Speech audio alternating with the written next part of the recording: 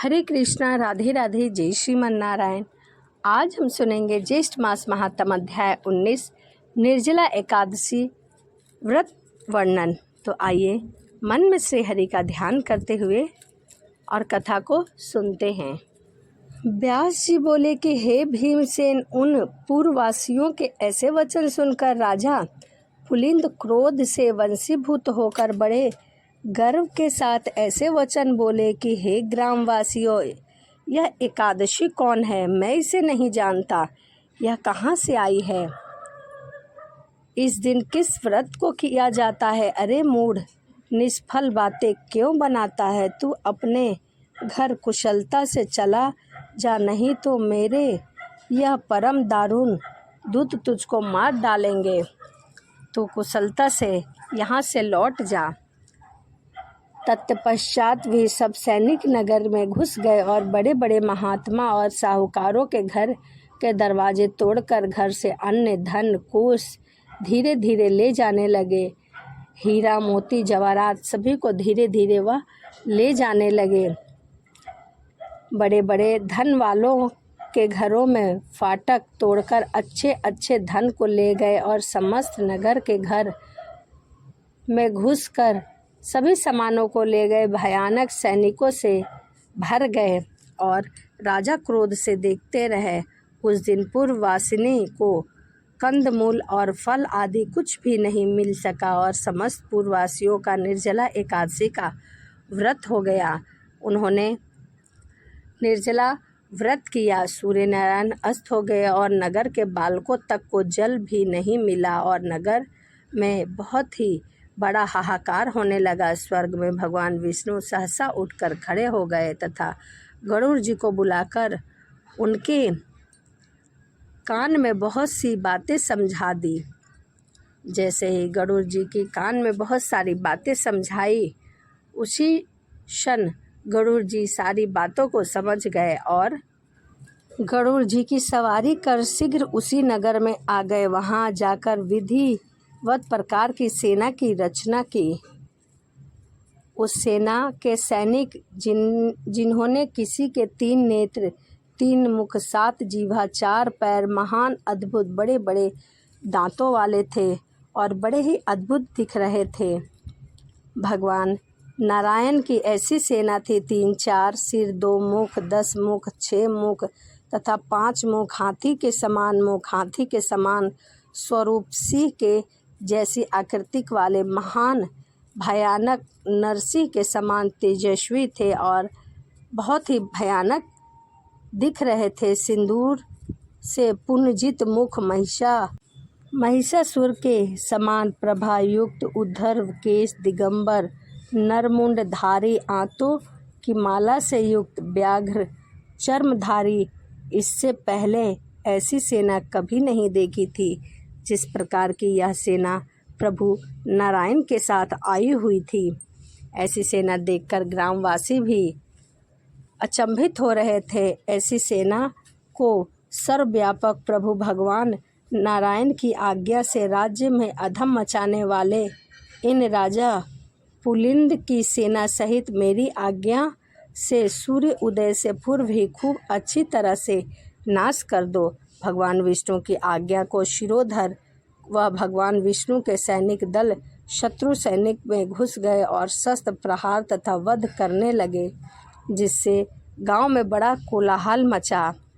उन्हें मार मार कर भगाने लगे। कुछ खड़क से, कुछ खंटवास से वध किए गए और कुछ दांतों से काट दिए गए तथा अग्र को कुछ लोग भक्षण कर गए और वीर लोग भाग रहे थे, उनके पैरों से पकड़ पकड़ कर नीचे गिरा दिया गया। इस प्रकार पैदल सेना के बहुत से वीर मार दिए गए और बहुत से वीरों को उन्होंने भक्षण कर लिया, उनके रक्तों को पी लिया।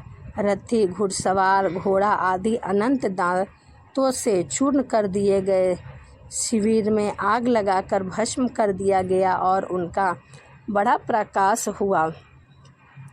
सभी को एक एक करके वह अंत करते जा रहे थे। उस प्रकाश को देखकर सबको बड़ा विस्मय हुआ और कहने लगे कि तुम लोग कौन हो और कहाँ से आए हो? हम लोगों ने ऐसे वीरों को कभी और कहीं भी नहीं देखा। सभी यह प्रश्न बार बार करने लगे। अंत उनको मनुष्य न समझकर सब सैनिक इधर से उधर भागने लगे। सैनिकों को भागता देखकर विष्णु सैनिकों ने उनका पीछा कर मार डाला। इस प्रकार पुलिंद के सब सैनिकों को मार डाला और उस नगर के लोगों को सुरक्षित किया। इसके पश्चात विष्णु गणों के साथ युद्ध करने के लिए स्वयं राजा पुलिंद गया और अस्त्र शस्त्र दारुण प्रहार से आधा पहर तक युद्ध करता रहा। घमासान युद्ध होने के बाद जब उनके साथ युद्ध करने में किसी प्रकार से भी समर्थ न हुआ, तब तन मन धन से विचार करने लगा कि अब हम भी यहाँ से भाग जाएं, अन्यथा यहाँ पर सब कुछ नष्ट हो जाएगा और मैं भी नष्ट हो जाऊंगा। ऐसा विचार करके राजा पुलिंद ने मेघा अस्त्र छोड़ा, जिसके द्वारा वहाँ घोर अंधकार हो गया और मेघ जल बरसने लगा तथा बड़े बड़े प्रचंड भी इधर से उधर भागने लगे। इससे विष्णुगण सब मुग्ध हो गए और जो जहाँ पर था वहीं पर थम गया और सब छोड़कर बैठ गए। ऐसे समय देखकर राजा पुलिंद घोड़े पर सवार होकर सहसा वहाँ से चल दिया और वहाँ से जल्दी जल्दी भाग गया।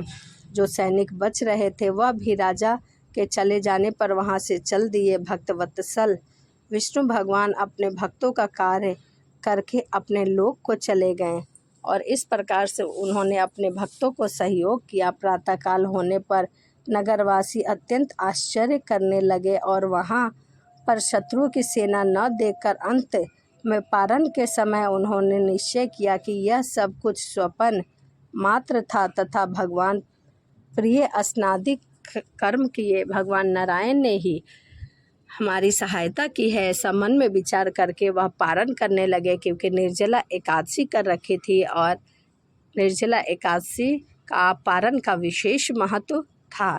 इसीलिए यह मन में विचार करने लगे। तीसरी ज्येष्ठ मास से महात्म निर्जला एकादशी व्रत वर्णम 19वां अध्याय संपूर्ण। इसी के साथ ज्येष्ठ मास की कथा अध्याय 19 यहीं समाप्त होता है। तो चलिए वीडियो को समाप्त करते हैं और मिलते हैं अगली वीडियो में। सभी को राधे राधे, जय श्रीमन नारायण, हरे कृष्णा। हरे कृष्णा, राधे राधे, जय श्रीमन नारायण। आज हम सुनेंगे ज्येष्ठ मास महात्म अध्याय 20 निर्जला एकादशी व्रत वर्णन। तो आइए ज़्यादा देरी न करते हुए मन में श्री हरि का ध्यान करते हुए कथा को सुनते हैं। सब ऋषि स्कंद जी से बोले कि हे स्कंद जी, आपने समस्त मोह को नाश करने वाला तथा अत्यंत आश्चर्य को देने वाला ज्येष्ठ मास के महात्म का आख्यात कहा है, जो सभी सुख सुविधाएं और धन ध्यान को देने वाली है। वह योगियों का गम्य सनातन साक्षात परम ब्रह्म शत्रु के संहार के नियमित एकादशी के प्रभाव से वहाँ पर आए, जो पर ब्रह्म वचन से भी नहीं कहा जा सकता। इतना कहने पर ऋषि लोग फिर कहने लगे कि हे स्कंद जी, उस राजा पुलिंद ने दुखी होकर क्या किया। स्कंद जी बोले कि हे ऋषि, वह शोकातुर राजा अपने कुछ बचे हुए सैनिकों सहित शीघ्र अपने नगर को चला गया और अपने नगर में राज्यभार को संभालकर शत्रुओं के पूर्ववासियों के वचन का मन और ध्यान करता हुआ एकादशी के प्रभाव को स्मरण करने लगा, जिसके स्वयं उसने अपने नेत्रों से देखा था। इस प्रकार चिंता में मग्न राजा का बहुत समय व्यतीत हो गया और अधिक चिंता में मग्न रहने के कारण उसके शरीर में केवल हड्डियां और चाम मात्र ही बचे थे। वह इतना चिंतित रहता था।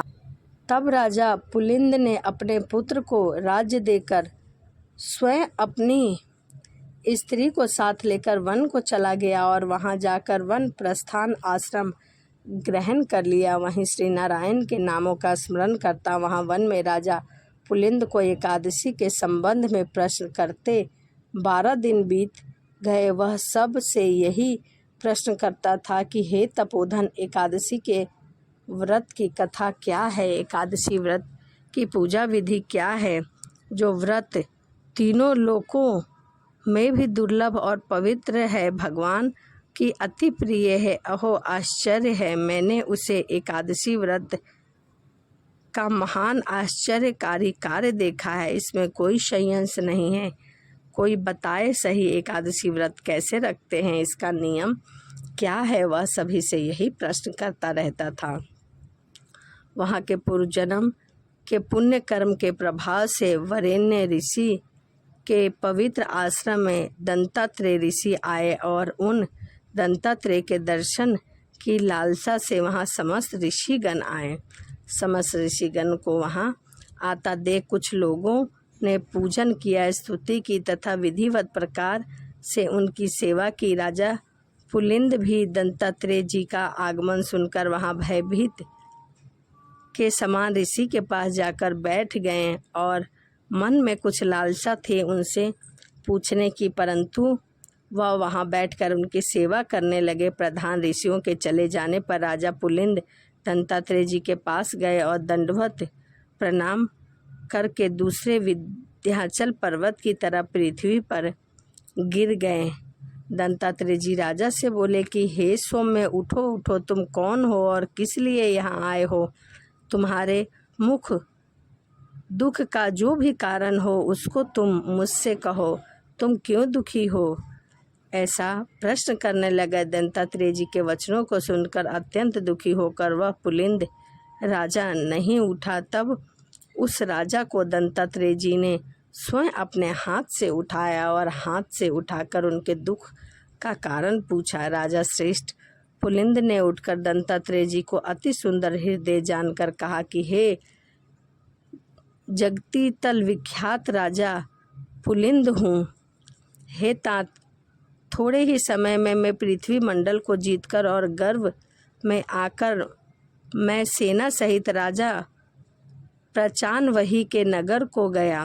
वहां जाकर उस विष्णु भक्त राजा के नगर को पीड़ित करने पर कई ग्रामवासी मेरे पास आए और मुझसे प्रार्थना करने लगे कि राजा श्री हरि का पवित्र दिन है, आज और कल 2 दिन के लिए तुम हमें क्षमा कर दो। तुम ऐसा कोई भी मारकाट ना करो, क्योंकि समस्त नगरवासियों ने व्रत रखा है, वह एकादशी के व्रत में लीन है, इसीलिए तुम 2 दिन बाद यह सब करना। उस ग्रामवासियों की वार्ता सुनकर मैंने गर्व में होकर क्रोध से उनके वचनों का अपमान कर दिया। उनके वचन मेरी बुद्धि और मति को गर्व से न छुड़ा सकी और मैंने एकादशी की महिमा को नहीं जाना। इसके पश्चात सूर्य अस्त हो जाने पर असंख्य विष्णु दूत अनेक रूप में वहां आकर मुझसे युद्ध करने लगे। वह बहुत ही शक्तिशाली थे।